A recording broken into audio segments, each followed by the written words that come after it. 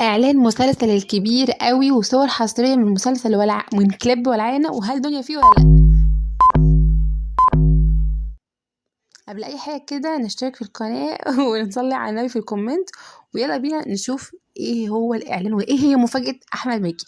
احمد مكي امبارح قال هنزل لكم حاجة مفاجأة كبيرة جدا بكرة، وهتنزل بكرة واستنوني. النهارده بقى نزلت اغنية ولعانة. بصوا يا جماعة، حاجات حصرية جدا جدا. بصوا الصور، يعني كواليس اقسم بالله الواحد عايز يتفرج عليه من دلوقتي اصلا يعني. فدي صور نزلت كتير جدا من الاغنيه ولعانه. يعني انتوا لو حد عايز يسمع الاغنيه ممكن يقدر يكتب كده في السيرش بتاع اليوتيوب اغنيه ولعانه، هتظهر له على طول. طبعا المسلسل هيتعرض على قناه اون. وكمان عايزه اقول لكم ان مربوحه ولا الدنيا اللي هيعملوا المسلسل طبعا اكيد مربوحه، لان هو من السنه اللي فاتت قالت مربوحه هي اللي هتكمل في المسلسل الكبير قوي الجزء السابع.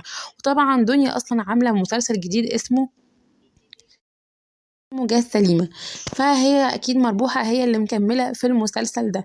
طبعا عايزة اقول لكم كمان هو الاغنية اول ما نزلت الناس كلها ثابت على الاغنية، يعني الاغنية اساسا يعني مكسرة الدنيا. والكليب بصوا الصور عاملة ازاي، اساسا بصوا الصور عاملة ازاي. طبعا هي مربوحة اهي. ولسه برضك عياله موجودين فيه. وطبعا هيكمل كمان المزاريطة اللي هو كان بيعملها، اللي هو المزاريطة. طبعا هيبقى فيه فنانين كتير جدا ما كانوش موجودين قبل كده. عايزه اقول لكم برضو في احمد مكي بجد ان هو محتفظ بالفنانين اللي موجودين معاه من الموسم الاول. طبعا كل الفنانين موجودين كلهم، يعني اشرف بقى وهدرس وكل الناس دي موجوده برضك في الموسم السابع في الكبير قوي. طبعا كلنا مستنيين الكبير قوي. عايزاكم تتفرجوا برضو بقى ايه على الصور دي. بس لو عجبكم الفيديو يا ريت ما تنسونيش في اشتراك في القناه ولايك، واشوفكم في فيديو جديد. باي باي.